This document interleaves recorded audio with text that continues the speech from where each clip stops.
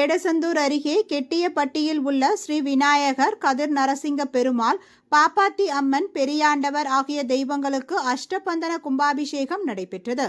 கோபூஜை, மகாலட்சுமி பூஜை, அக்னி காரியம் செய்யப்பட்டு இறுதியாக வஸ்திர ஆகுபதி எனப்படும் பூர்ணாகுதி முடிந்த பின் கடன் புறப்பாடு நடைபெற்றது.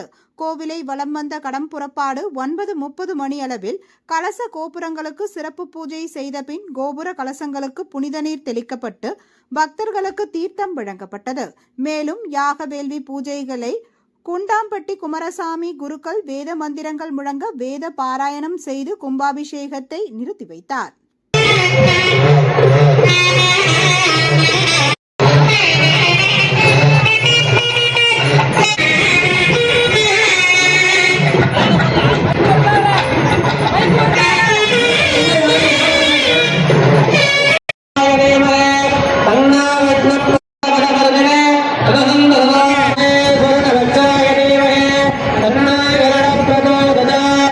Thank you.